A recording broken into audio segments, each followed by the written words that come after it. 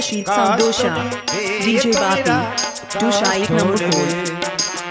खाटोने बे तोमरा खाटोने তুই কি ভেবেছিস কাস্টাল বলে বিক্রয় করে তোর জীবিকা নির্ভর করবি না এখনো সময় আছে আমার দেবীকে দেবী বলে কর শিকার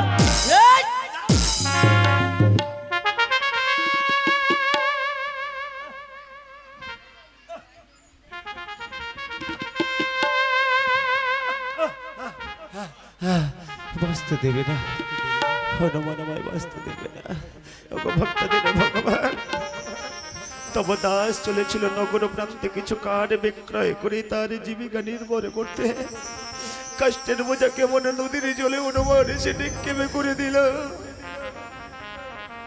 গঙ্গুলার জলে স্রোতে কেমন যায় ভেসে আজ কষ্টের বোঝা তাহলে কে ক্ষুধা জ্বালা তৃষ্ণা ব্যথা বেদনা হইবে না মনে নিবারণ একটিবারে তবে আমায় বলে না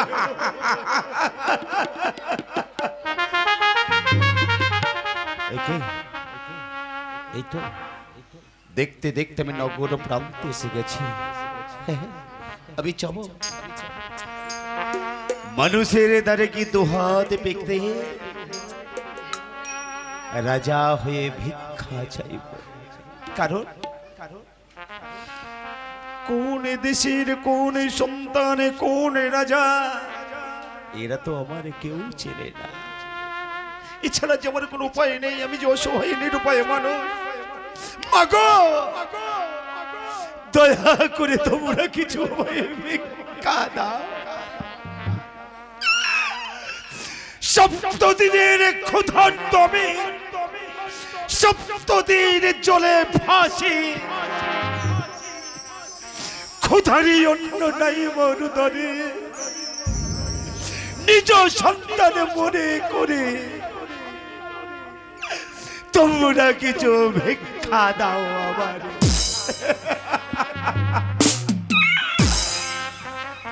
ওই আমার ভিক্ষা দাও গো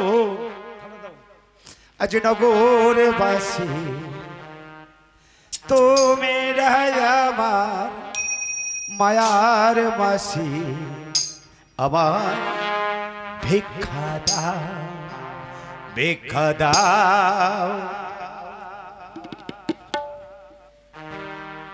ভিক্ষা দাও ভিক্ষা দাও ভিক্ষা দাও আমার ভিক্ষা দাও গো নগর বাসী তোমরা আমার মায়ার বাসী আমায় ভিক্ষা দাও ভিক্ষা দাও ভিক্ষা দাও ভিক্ষা দাও ভিক্ষা দাও তোমরা হলে মায়ার মাসি তোমরা হলে মায়ার মাসি কিছু ভিক্ষা দাও ভিক্ষা দাও ভিক্ষা দাও ভিক্ষা দাও নগর বাসী সপ্তদিনের উপবাসী সপ্তদিনের উপবাসী কিছু ভিক্ষা দাও ভিক্ষা দাও ভিক্ষা দাও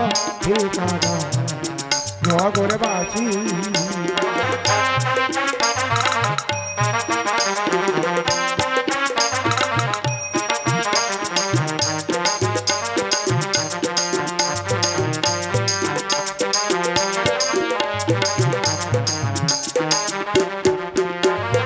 সপ্তদিনের উপবাসী সপ্তদিনের উপবাসী হাসি জলে জলে ভিক্ষা দাও ভিক্ষা দাও ভিক্ষা দাও নগরবাসী ভিক্ষা দাও ভিক্ষা দাও ভিক্ষা দাও নগরবাসী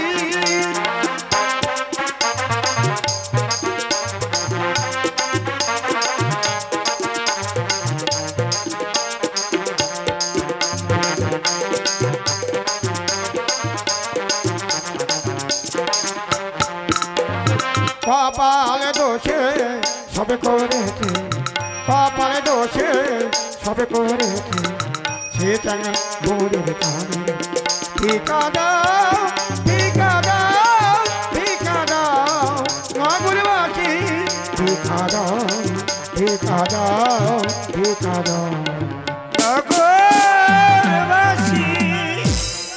ভগবান ভক্তদের ভগবান তবদাস রাজাধিরাজ হয়ে নগর প্রান্তে মানুষের দ্বারে দ্বারে গিয়ে রাজার সন্তান হয়ে ক্ষুধা জ্বালা তৃষ্ণা নিবারণ করার জন্য দুহাত বেদমে ভিক্ষা করেছে।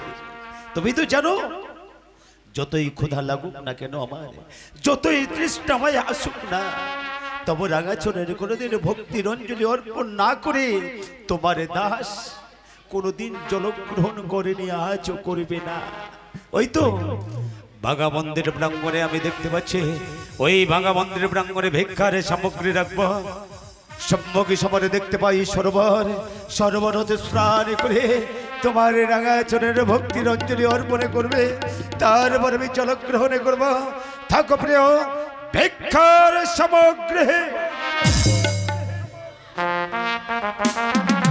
গণেশ দা বলো বল। তোমার ইন্দুরগণকে দিতে আমার দুদণ্ডের জন্য। বেশ, আমি দুটো ইন্দুর বাঁধলাম। তোমার ইন্দুরগণ চন্দ্রধর ভিক্ষা করে রেখে গেছে ওই মন্দিরে, তোমরা এখান থেকে সনকাটে ভিক্ষা তুলে হরণ করে নাও।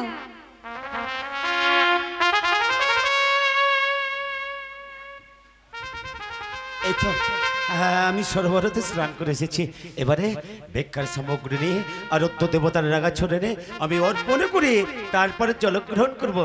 এসো না, এইসব প্রিয় ভিক্ষার সামগ্রী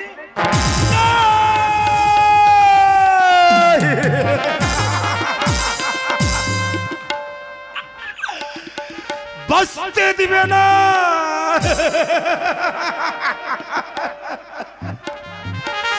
বলো সবাই বাঁচতে দেবে না।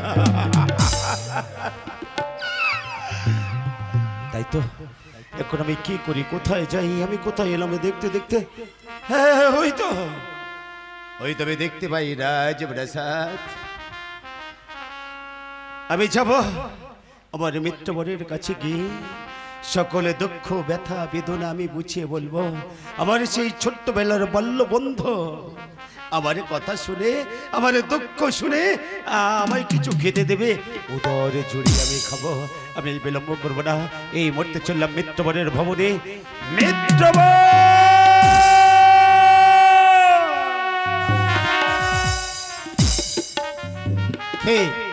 কে ডাকে অদূরে, খুব চেনা চেনা কণ্ঠের স্বর। কে কে গো তুমি?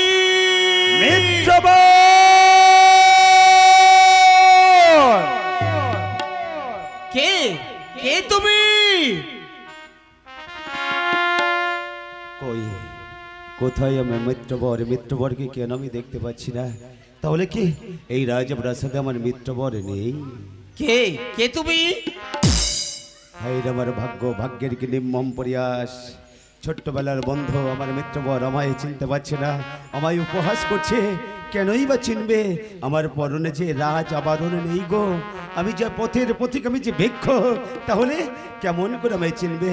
ও গো বন্ধু, একটিবারে লল্লাটের দিকে তাকিয়ে দেখুন আমি কে।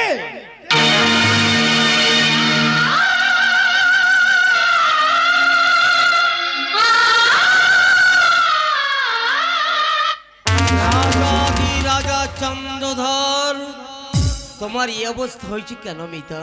বন্ধু, সকল ব্যথা বেদনার কথা তো তোমার কাছে বলবো বলে এসেছি তোমার রাজপ্রাঙ্গণে। গিয়েছিলাম লঙ্কার মাঝে বাণিজ্য যাত্রা করতে, তুমি ধনরত্ন নিয়ে ফিরে এলে তোমার এই রাজপ্রাসাদে। হ্যাঁ, আমি ফিরে যাচ্ছিলাম সাদের চম্পক মাঝে। হ্যাঁ, কালির দহ গুহা পরে বাঙ্গাল মাঝিগণ সপ্ত ডিঙ্গা ভরাডুবি হলো। কালির দহ গুহা পরে বাঁচাইতে প্রাণ পিনাকি শঙ্কর পাঠাইল রাম কদলির ভেলা করিয়া বুককে ধারণ। আসিলাম কিনারায় রাজাবরণ গেছে আমার জলে ভেসে, পরার ছিল না কোনো বস্ত্র। পিনাকি শঙ্কর দৈব বাণতে জানালো, সবের ছিন্ন বস্ত্র করিলাম পরিধান। নগর প্রান্ততে করিলাম ভিক্ষা, সেই ভিক্ষার সামগ্রী আমার উদরে গেল না।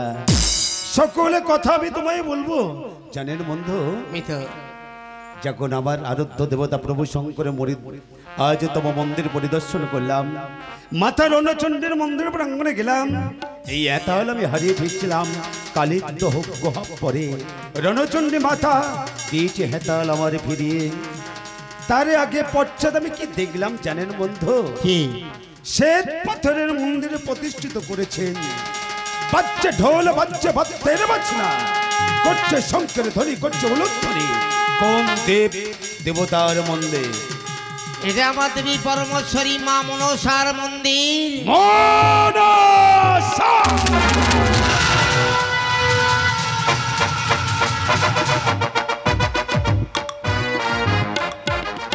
পাতালবাসিনী মনসা! রণচণ্ডী হেতাল হারিয়েছিলাম তোর মহান পাহাড় মস্তকে। এইবার যাদের হস্তে নাই তোর নিস্তার, তোর মস্তক পরে চাপ দিবে মোহন পাহাড় পাতা।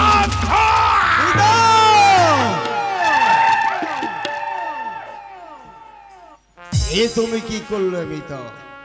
আমার দেবীর ঘর তুমি ভেঙে দিলে মিতা। বন্ধু এই আপনি কি বলছেন? ওই বিষধর করে মনসা আমায় যে সর্বশান্ত করে দিয়েছে।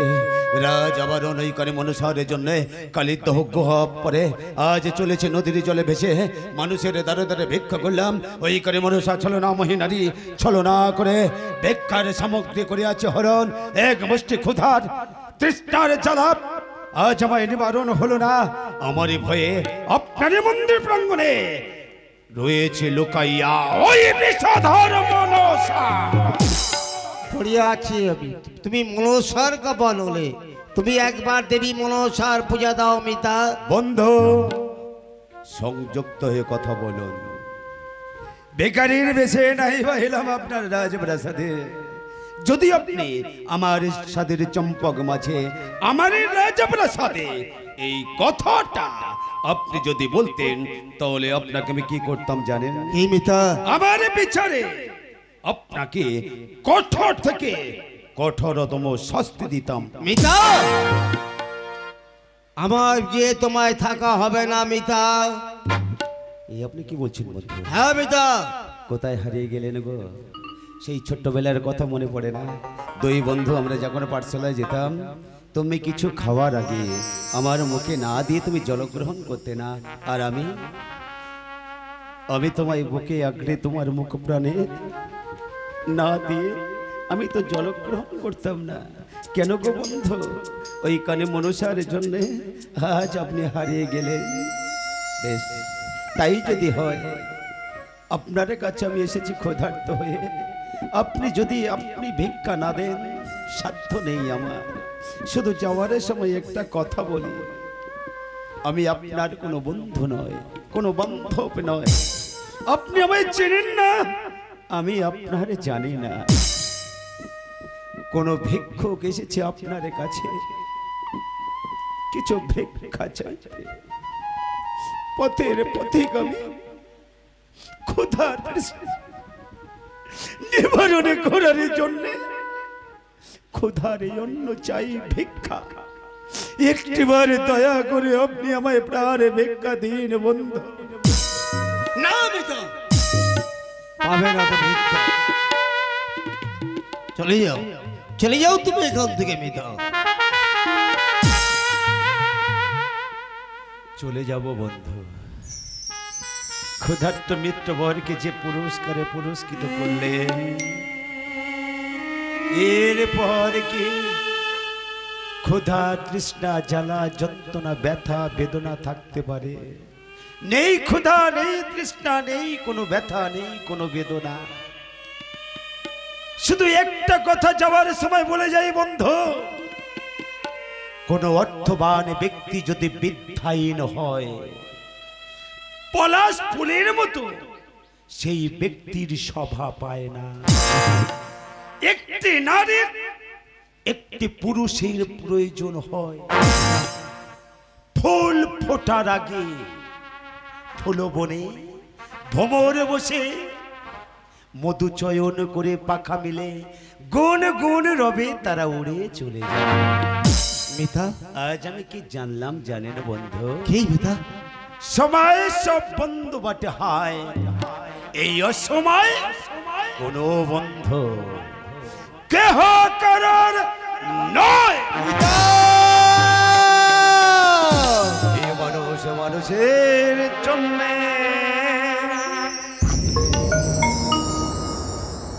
জীবন জীবনের জন্য মিতা, একটু সহানুভূতি কি মিতা, এই মানুষ পেতে পারে না গো বন্ধু। মিতা, মিতা শুনে যাও, মিতা শুনে যাও। হ্যাঁ বন্ধু, এই মানুষ মানুষের জন্য জীবন জীবনের জন্য একটু সহানুভূতি কি মানুষ পেতে পারে না গো বন্ধু। মানুষ মানুষের জন্য, মানুষ যদি নাচে না হয় মানুষ, দানবে কখনো হয় না মানুষ। মিতা, মানুষ যদি নাচে না হয় মানুষ, দানবে কখনো হয় না মানুষ। মানুষ মানুষের জন্য জীবন জীবনের জন্য একটু সহানুভূতি কি মানুষ পেতে পারে না বন্ধু। মানুষ মানুষের জন্য মিতা শুনে যাও, মিতা, মিতা।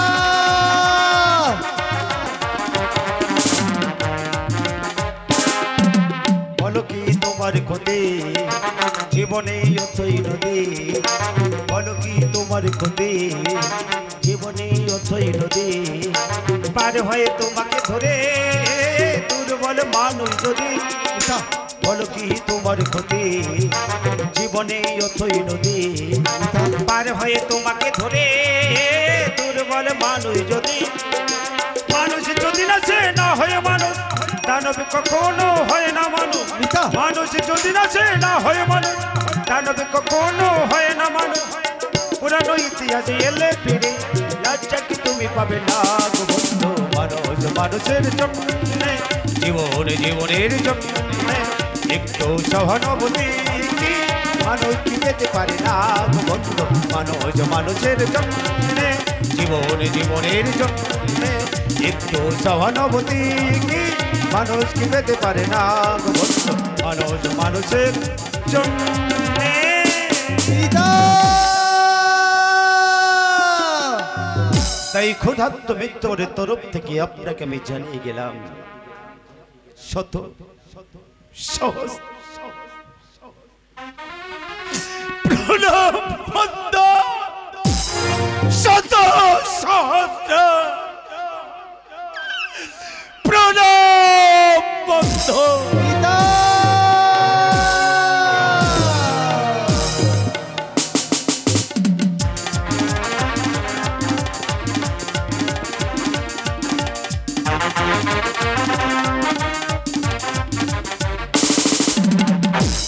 তাই তো আমি দেখতে দেখতে কোথায় এলাম, ওই তো সাদের চম্পক আমার রাজপ্রাসাদ বেকারির মিশে কেমন যাব রাজ মহারানী সরকার সকাশে।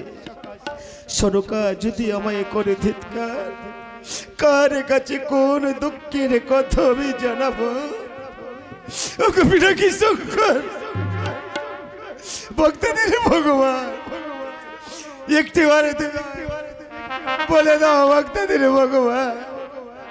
না না, হয়তো পশ্চাৎ আমি দেখতে পাই আবার আবার রাম কদলি বাগান। আমি চোরের মতো আমি গা ঢাকা দিয়ে থাকবো। নিশিরা প্রভাত হলে রাজপ্রাসাদে আমি যাব। মহারানী সরকা কি সকলে কথা আমি বুঝিয়ে বলবো। এই মুহূর্তে আমি চলিলাম রাম কদলি বাগানে।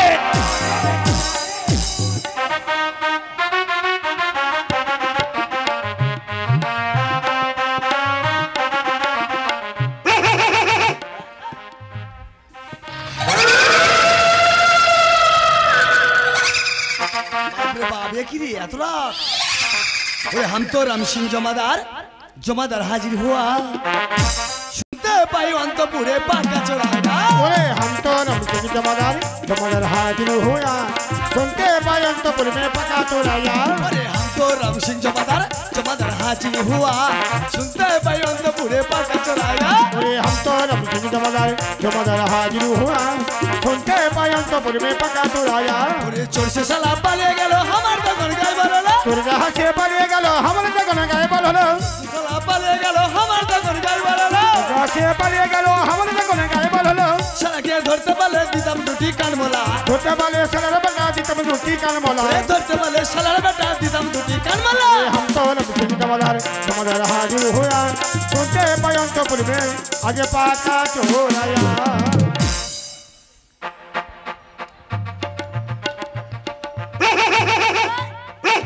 শালা কেলা বাগানে কেলা খাতা है कुंद गतर करता है।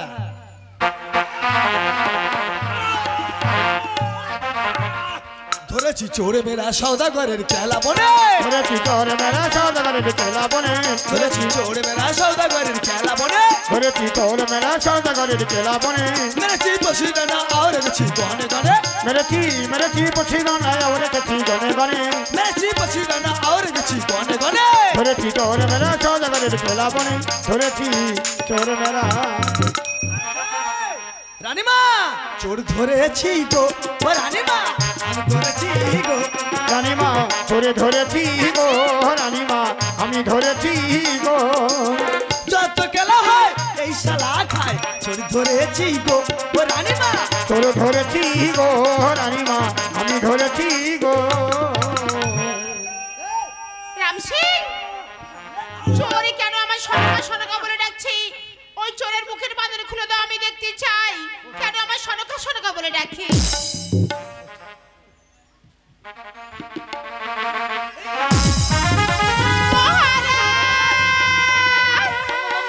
মহারাজ, মহারাজ আমাকে ক্ষমা করে দেবেন মহারাজ। রাম সিং মহারাজ, রাম কদলি বাগানে প্রহর করেছিলেন।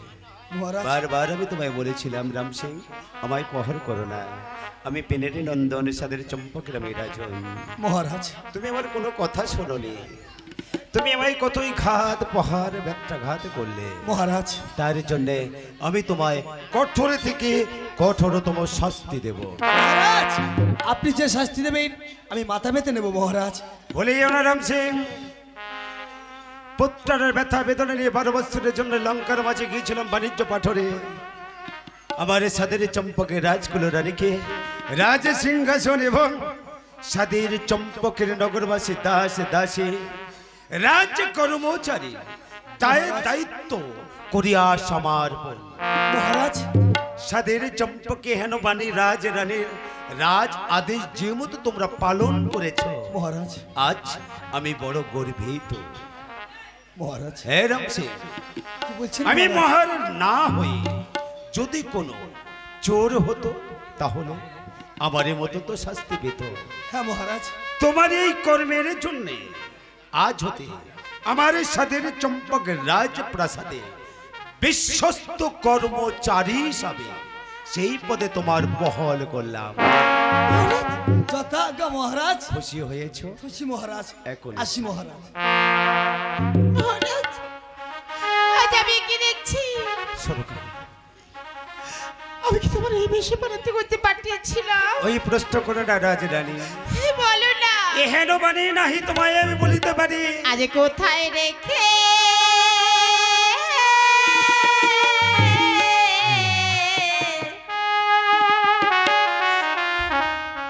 আজ এলে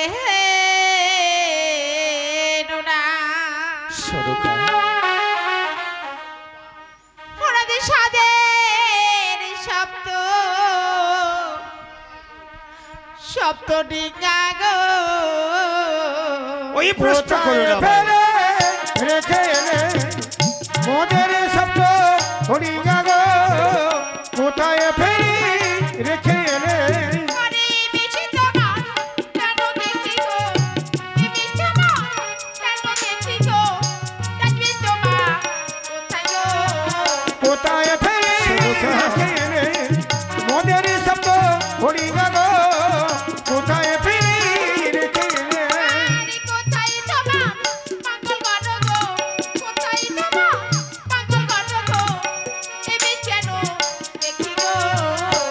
ফেলি রেখে এলে মোদের শব্দ হরিণা গো কোথায় ফেলি রেখে এলে সরকা বলো না, আমি কি তোমার এই বিষয়ে বাণিজ্য করতে পাঠিয়েছিলাম?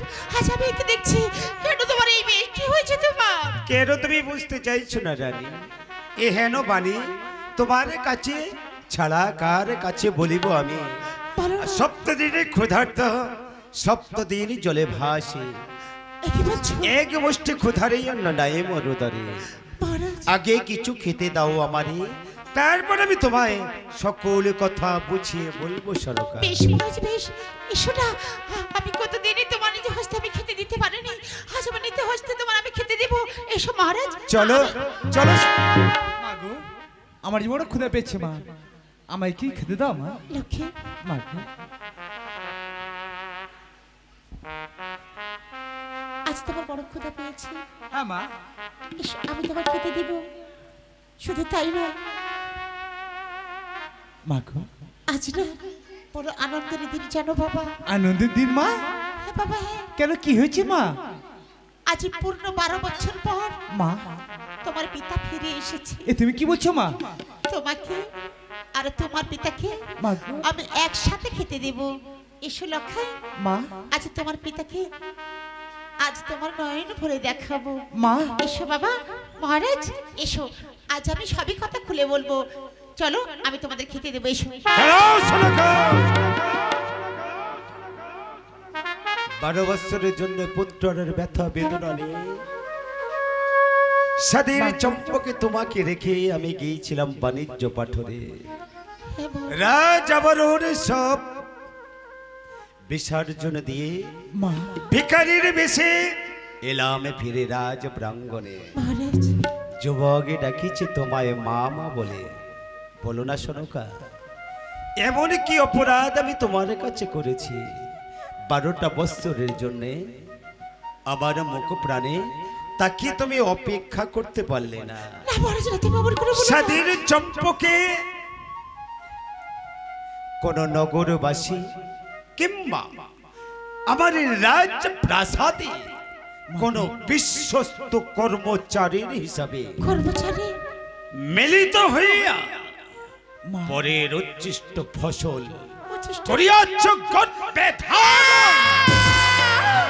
সেই নন্দ আমার সম্মুখে সমরে ডাকে বার তোমায় মা মা বলে।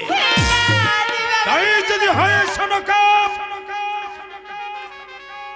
প্রজাবন্ধের বিচার করে বিচারকের রাজ সিংহাসনে বসে আমার বিচারে রানী হলে তুমি যে অপরাধী, তুমি যে ভুল কাজ করেছ, তার জন্য কঠোর থেকে কঠোরতম শাস্তি দেব।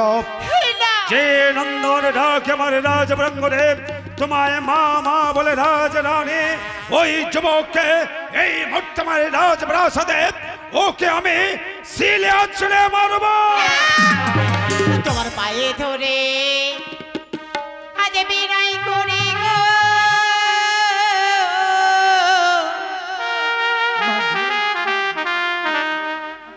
আমার পুত্রকে মেরো না। ও স্বামী গো, পায়ে ধরি হরিণা করি পুত্রকে মেরো না। ও স্বামী গো, ওই আমি পুত্র ছোড়ে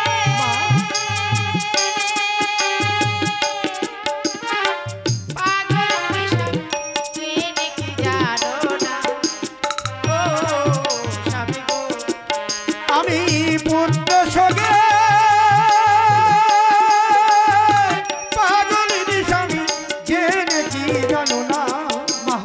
ও স্বামী গো, ওই আমার একে একে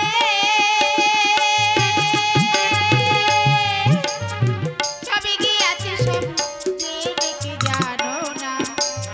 ও স্বামী গো, তোমার পায়ে ধরি ওরে কথা আমি শুনবো না। হরিণা করি